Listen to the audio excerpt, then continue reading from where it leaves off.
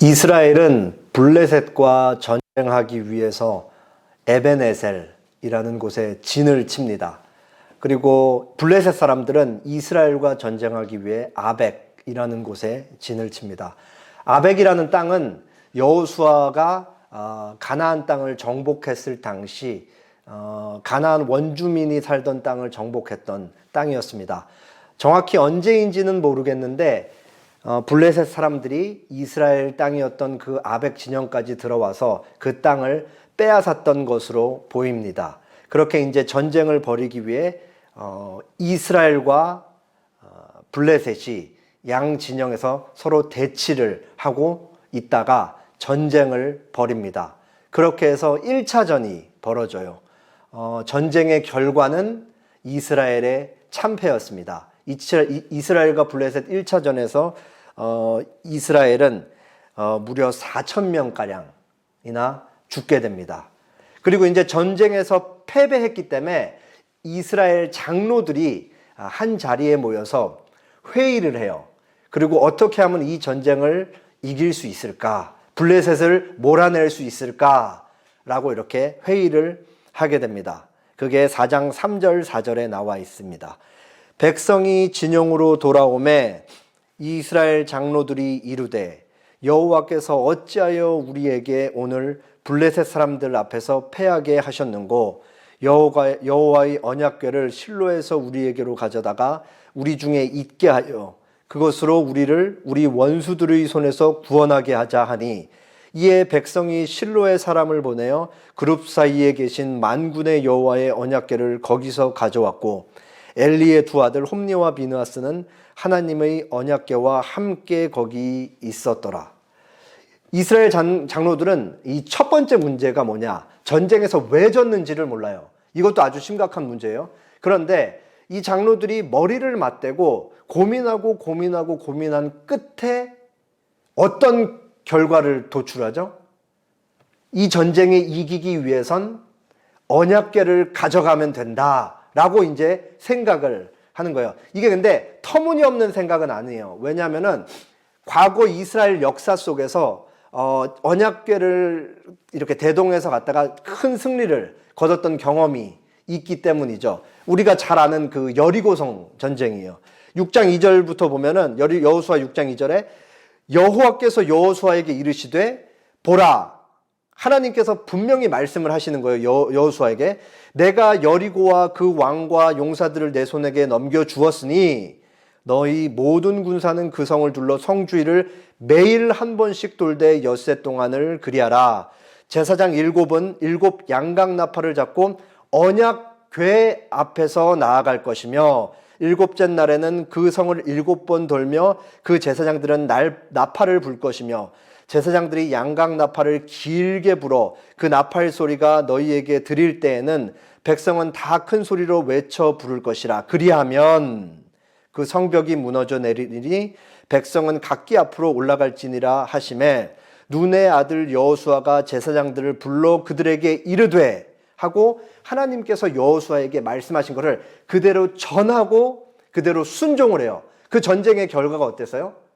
매일 한 바퀴씩 돌다가 7째 날에 7바퀴 도니까 하나님께서 말씀하신 그대로 성벽이 우르르 무너져서 사상자가 한 명도 발생하지 않고 전쟁에서 대승을 거두는 거죠. 이 역사를 지금 블레셋에 참패한 이스라엘 장로들이 아전인수식으로 해석을 해서 언약궤를 가져가자 그러는 거예요. 이 역사에서 뭐만 딱 빼서 지금 이해를 하고 있는 거예요? 언약궤만 대동해서 가면 전쟁에서 이겼더라라고 이해를 하는 것이죠. 그러니까 하나님께서 분명히 말씀하셨고 거기서 하나님이 승리를 준다고 약속하셨고 여호수아는 하나님이 말씀하신 그대로 순종했기 때문에 전쟁에서 승리의 결과를 가져왔다는 것은 다 빼버리고 뭐만 머리 얘기를 하는 거예요. 이 사람들이, 장로들이. 언약궤만 갖고 오면 무조건 필승이다 라고 그렇게 하는 거죠. 이게 첫 번째 잘못이었습니다. 두 번째 잘못은 뭐냐면 언약궤를 가져오는 장면이에요. 가져오는 장면. 보시면은 백성이 실로의 사람을 보내어 언약궤를 거기서 가져왔다라고 그러고 있어요. 자, 다들 잘 아시죠? 언약궤가 어디에 있어요? 언약궤가. 그죠? 여기 성막에 지성소와 성소가 앉는 그 안이 있고, 이 중에서도 가장 깊은 곳에 지성소 안에 언약궤가 있었어요. 이 언약궤가 얼마나 엄중하냐면 하나님께서 이 언약궤에 함께 하신다라는 말씀을 하셨는데, 이스라엘 백성 중에서도 단 한 사람, 대제사장 한 명만이 1년에 단 한 차례 대속죄일 날 제물의 피를 이 언약궤에 뿌리기 위해서 하루만 들어갈 수 있었던 거예요. 그 정도로 구약시대에는 하나님과의 만남이 제한되어 있었다고요. 한 사람만 직접 거기 들어갈 수 있었죠. 그리고 이 대속죄일 날 대제사장이 여기 들어가는 것도 얼마나 이 거룩하신 하나님을 만나는데 엄중한 자리이고 시간이었냐. 들어갈 때 방울을 달고 들어간 방울. 그래서 백성들이 밖에서 기도하고 있는데 딸랑딸랑 소리 나면은 피를 뿌리고 있다가 딸랑딸랑 소리 나서 나오면은 아이고 주님 감사합니다. 대제사장이 살아서 피를 뿌리고 살아서 나온 거예요. 근데 딸랑딸랑 하다가 딸랑 소리가 멈추면 어떻게 되는 거예요? 하나님이 대제사장을 죽여버리신 거예요. 그 정도로 거룩하신 하나님 앞에 1년에 단 한 차례 나가는 것도 이렇게 엄격하고 엄중한 절차에 걸쳐서 나갔던 것이죠. 근데 지금 이스라엘 장로들이 백성들한테 시켜서 어떻게 하고 있는 거예요? 사람 가서 지성소 들어가서 언약궤 가져와. 이렇게 얘기하는 거예요. 무슨 언약궤를 괴짝 취급하듯이 그냥 아무렇지 않은 막 갖고 놀 수 있는 상자 취급하듯이 그거 갖고 와. 이거 갖고 오면 우리가 이길 수 있을 거야. 이렇게 얘기를 하는 것이죠. 그리고 이 사실을 방증하는 게 한 가지 더 있어요. 지금 언약궤 옆에 누가 서 있었다라고 성경 기자가 얘기를 하고 있죠. 그때 당시에 홈리와 비느하스가 서 있었다. 홈리와 비느하스가 엘리의 두 아들이잖아요. 홈리와 비느하스가 제사장이었는데 그냥 일반 제사장들이랑 달랐죠. 어떤 제사장들이었어요? 타락할 대로 타락한, 하나님의 제물을 멸시하고 하나님께 드려지는 제사 순서를 자기들 멋대로 하고 성막 봉사를 위해 수고하는 여인들을 계속해서 결혼한 그 사람들이 계속해서 이렇게 못된 짓을 하고, 이게 당시 홈리와 비느하스 제사장이었다고요. 이 사람들이 거룩하신 하나님의 언약궤를 이렇게 같이 들고 가고 있었던 것이죠. 그리고 마지막 문제입니다. 마지막 문제. 사사시대에 반복됐던 패턴이에요. 이스라엘의 우상숭배가 만연하기 시작해요. 그게 1번 죄예요. 그러면은 하나님께서 이스라엘 백성을 힘들게 해요. 힘들게 하셔요. 그러면은 어떻게 이스라엘 백성을 압제를 하셨어요? 지금까지. 왜 무려 사사시대 7번이나 반복됐다는데 하나님께서 어떻게 이스라엘 백성을 괴롭게 하시냐? 이스라엘 주변국 중에 한 나라를 택해서 혹은 뭐 두 나라 이렇게 택해가지고 쳐들어오게 하시는 거예요. 그러면은 이제 계속 이제 쳐들어오고 자기들이 열심히 지은 농작물도 다 빼앗기니까 이스라엘이 어때요? 백성들이 너무 괴롭잖아요. 괴로우면 이제 이스라엘 백성이 괴로우니까 하나님 앞에 어떻게 해요? 눈물을 흘리면서 아이고 주님 제가 잘못했습니다 하고 회개 기도하고 하나님께 부르짖기 시작하는 거예요. 자, 지금 잘 보세요. 지금 전시 상황이에요. 블레셋이 이스라엘을 쳐들어왔어요. 그러면 여기 지금 몇 번에 해당하는 거예요?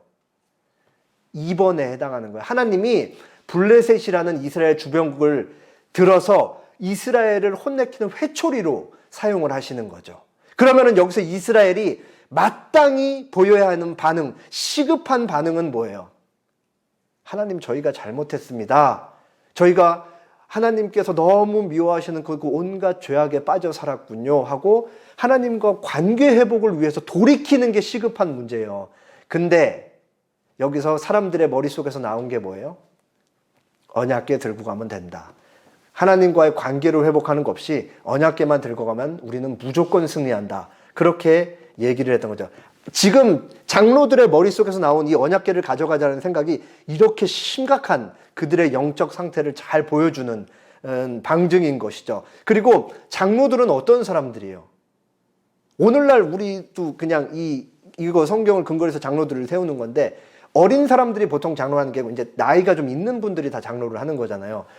이 이스라엘 장로는 그 백성들의 어른들이 지금 모여서 회의를 하고 있는 거라고요. 그럼 사람이 나이를 먹어가면은 지혜가 생기기 마련인데 어른들 머릿속에서 나온 게 이 언약궤만 끌고 가면 우리가 이긴다라는 거였으니까 도대체 밑에 사람들이 뭘 배우면서 자랐겠으며, 그 언약궤 옆에 있는 사람들은 홈리와 비느하스고, 그리고 지금 저기 멀리감치에서 기다리고 있는 엘리는 눈이 어두워서 뭐 분별도 못하면서 그렇게 있는, 당시 이 이스라엘 상태가 이 정도로 심각했다라는 것을 보여주고 있는 것이죠.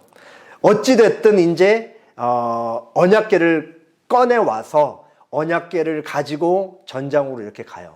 전장으로 가니까 전장에서 기다리고 있었던 이스라엘 백성들이 뭐 좋아서 난리가 나죠. 막 우와 막 어마어마한 함성을 질렀던 거예요. 그러니까 모두가 다 똑같이 생각하고 있어요. 뭘 똑같이 생각하고 있는 거예요?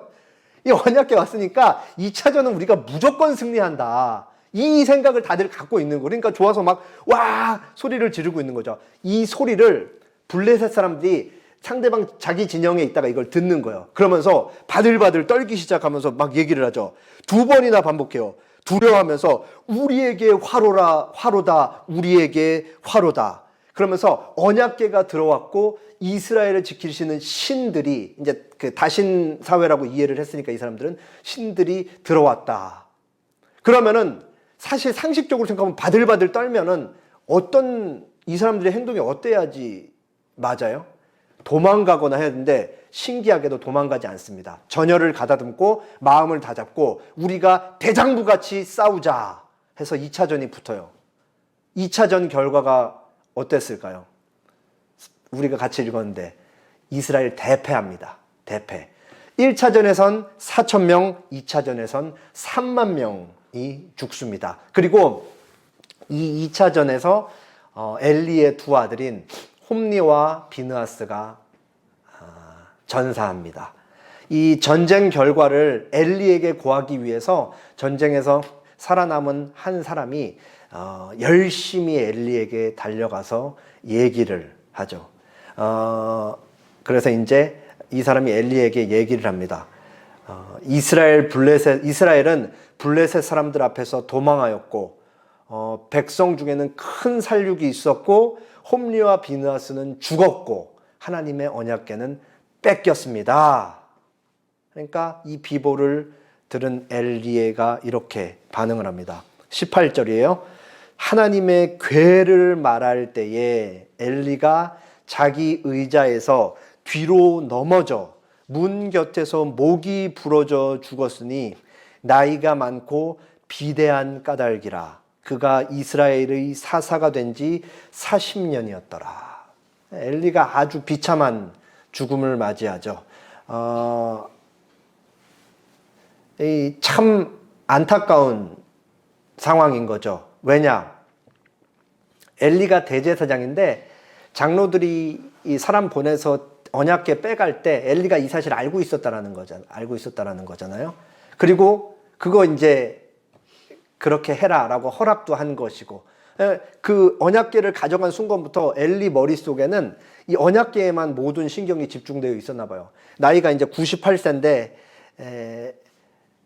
이 언약궤 좀 찜찜한 마음이 있었을 것 같고, 근데 사람이 와서 얘기를 할 때 언약궤 뺏겼다는 소리 때문에 깜짝 놀라 의자가 뒤로 넘어가서 목이 부러져서 그렇게 죽습니다. 엘리는 몸이 비대한 것, 몸이 무거운 것처럼, 이게 사실 여기서 비대하다라는 단어가 제가 중요하다라고 말씀드렸던 그 카보드, 그 단어의 형용사예요. 형용사.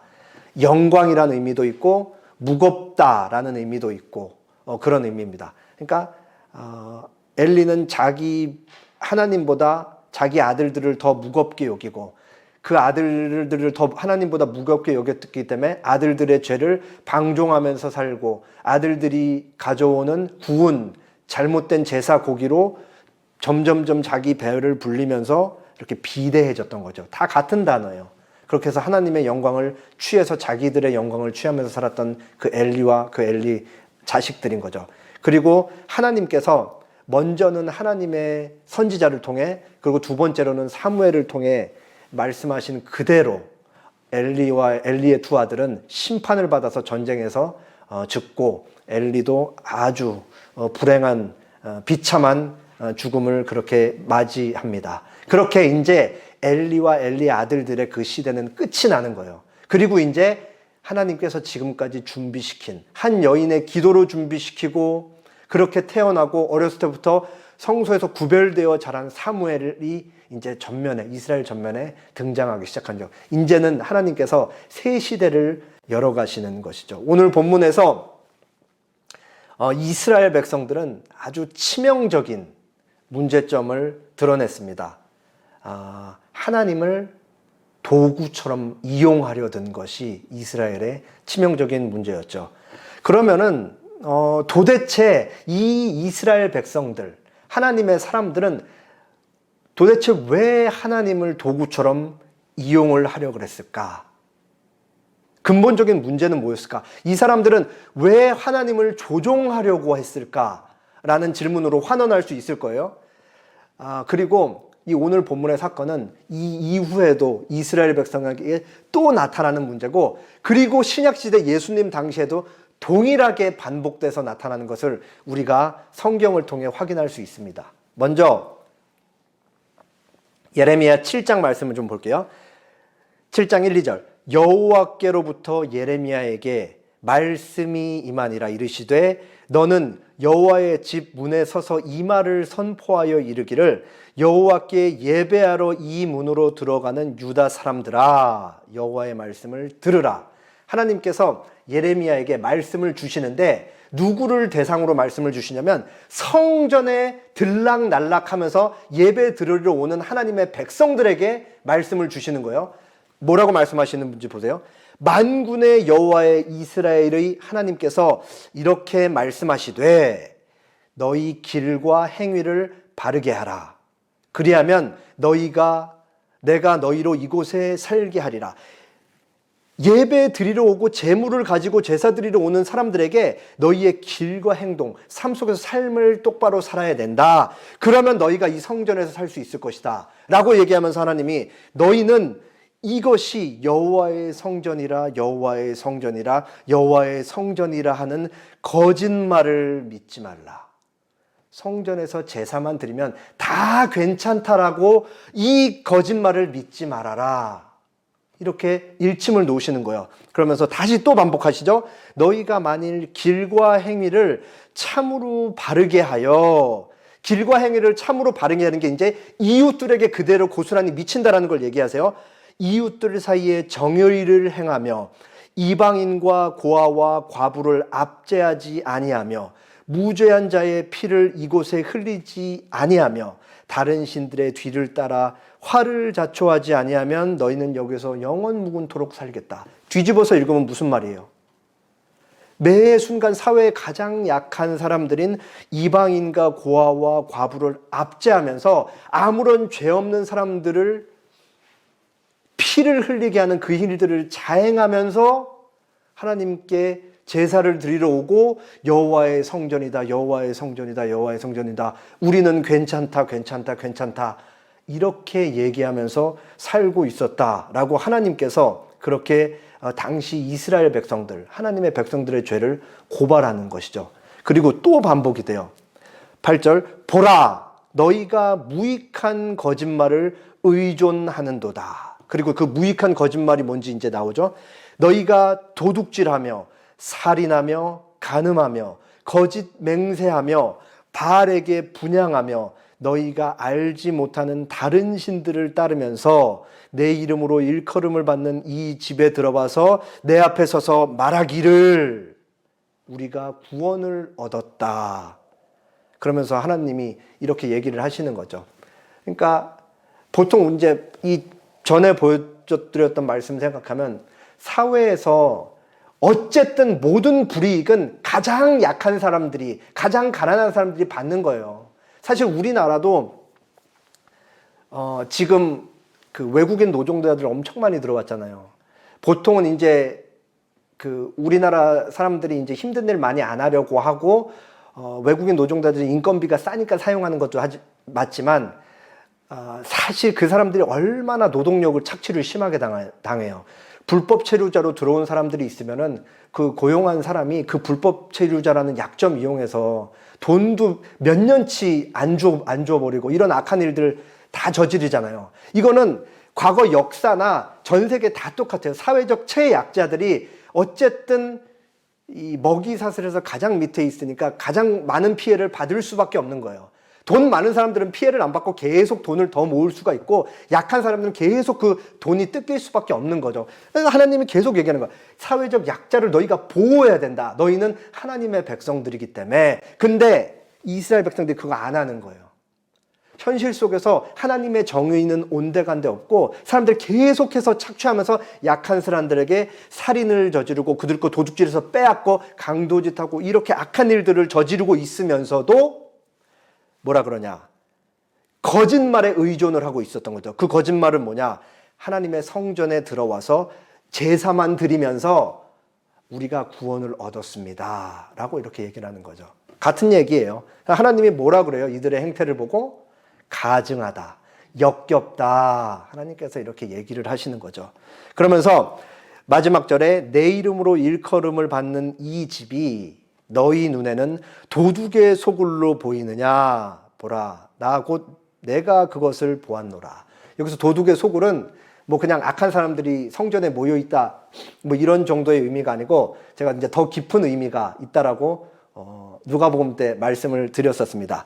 누가복음 19장 45절 46절에 보면 예수님이 제가 방금 소개한 예레미야 말씀을 그대로 인용을 하시면서 당시 제사장들에게 설교를 하세요. 그들을 꾸짖는 거죠. 성전에 들어가사 장사하는 자들을 내쫓으시며 그들에게 이르시되 기록된 바 내 집은 기도하는 집이 되리라 하였거늘 너희는 도둑의 소굴, 강도의 소굴을 만들었도다. 여기서 도둑의 소굴, 강도의 소굴을 뭐냐면, 도둑들이랑 강도들이 나쁜 짓을 저지르잖아요. 남의 것을 빼앗고 그 나쁜 짓을 저지른 다음에 숨는 은신처를 얘기해요. 은신처. 그럼 도둑들이 나쁜 짓 한 다음에, 도둑질하고 강도짓 한 다음에 은신처에 숨어서 뭐라고 얘기를 하겠어요? 휴, 이제 살았다. 우리 이제 걸리지 않겠다 하면서 안심 놓고 있는 그 장소를 바로 도둑의 소굴, 강도의 소굴이라고 얘기를 하는 거예요. 왜 예수님이 지금 당시 제사장들에게, 종교 지도자들에게 예레미야 말씀을 가져오시면서 강도의 소굴이라고 얘기를 하고 계시는 거예요? 예레미야 선지자가 당시 이스라엘 백성들과 제사장들에게 고발하는 내용과 정확히 동일한 것을 고발하고 있는 것이죠. 그게 뭐예요? 삶 속에서는 하나님께서 기뻐하는 삶의 모습은 전혀 없이 자기 자신만을 위해서 누군가의 것을 갈취하고 빼앗고 자기 자신만을 우상으로 섬기면서 하나님의 말씀은 온데갈데 볼 수 없는 삶을 살아가면서 성전을 그냥 안식만 누리는 그 제사의 안식처, 자기들 감정 안식처로 그렇게 전락시켜버렸다. 그거를 예수님께서 고발하고 계신 것이죠. 결국은 오늘 본문에 등장하는 언약궤 사건, 예레미야 시대의 사람들이 성전을 대했던 그 태도, 마음가짐, 실제 삶, 생활, 그리고 예수님 당시의 종교 지도자들의 모습과 또 바리새인들과 같은 사람들, 전부 다 같은 일들을 저질렀던 것이죠. 오고 오는 세대에서 하나님의 백성들은 계속해서 하나님을 자신들의 욕심을 채워주는 도구로 이용하고 있었다라는 고발인 거예요. 그리고 이거는 사실 우리 신앙생활은 우리 개인사에도 거듭 반복되는 일이기도 하죠. 딱 그 무당이 부적 써주는 거랑 같이 이 하나님을 대우하는 거죠.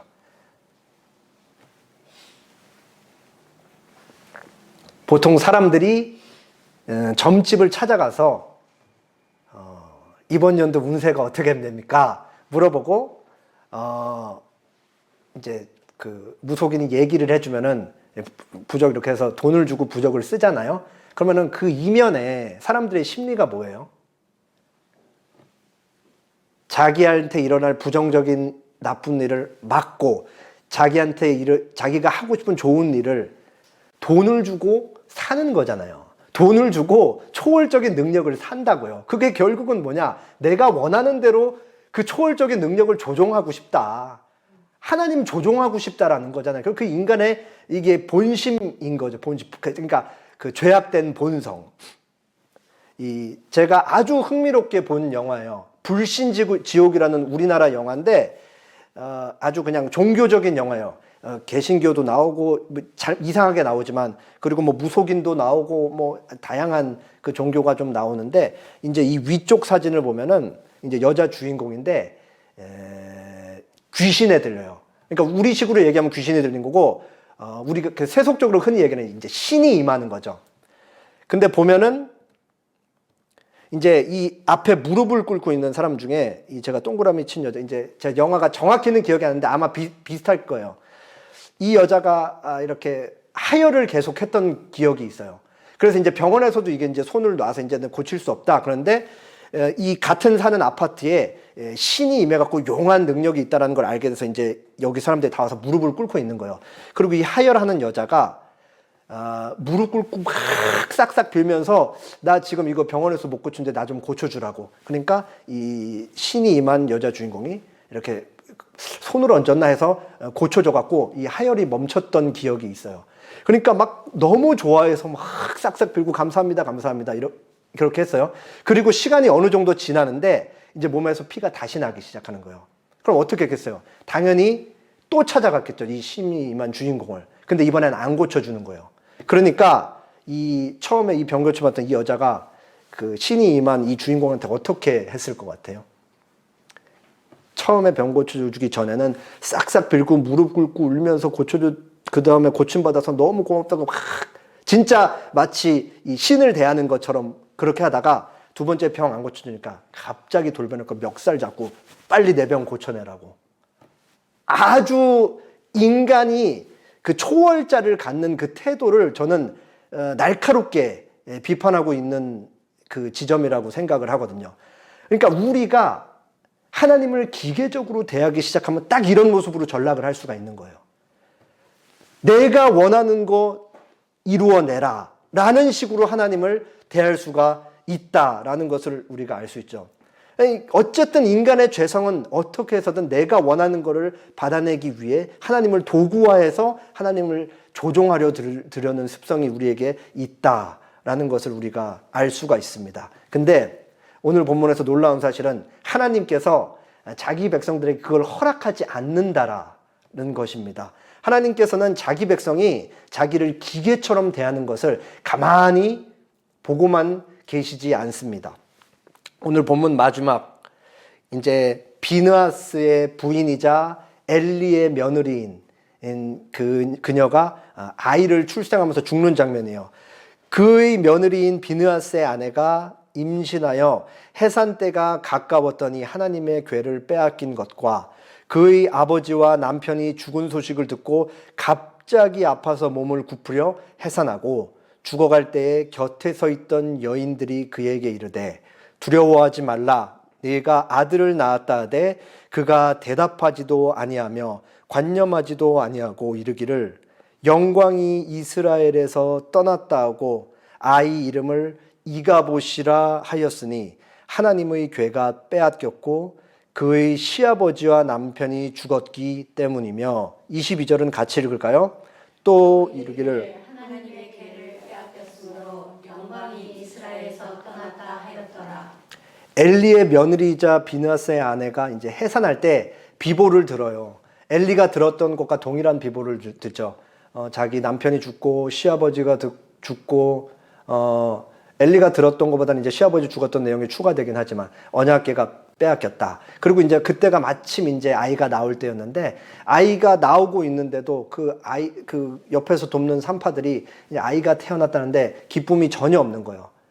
그러면서 그 아이한테 관심도 갖지 않고 유언조로 아이의 이름을 지어요. 근데 아이의 이름을 뭐라고 짓느냐? 이가봇이라고 지어요. 여기서 가봇도 카보트. 그래서 아까 무겁다, 영광. 제가 이제 자주 말씀드린 그 단어가 동일하게 쓰는 거죠. 그래서 성경 각주에 보면 나오는데 이가봇이라는 이름이 뭐냐면 영광이 없다. 영광이 떠났다. 영광은 어디에 있는가? 아이를 낳으면서 그 비보를 듣고 아이의 이름을 줬는데 하나님의 영광이 여기서 떠났다라는 이름을 지었던 것이죠. 근데 이게 사실인가요? 사실이 아니죠. 이 여인의 해석인 거예요. 지금 일어난 상황들을 이 여인이 그렇게 이해를 하고 있는 거죠. 하나님의 영광은 단 한순간도 이스라엘을 떠난 적이 없습니다. 하나님께서 언약 백성을 어떻게 그 하나님의 영광을 언약 백성부터 떠나실 수 있는가? 하나님은 떠난 적이 없으시죠. 이런 관점으로 오늘 본문을 다시 보면은 하나님이 블레셋을 이스라엘 앞에 보내셨고 둘이서 전쟁을 했는데 1차전, 2차전 하나님께서 다 이스라엘한테 패배를 허락하시는 것이죠.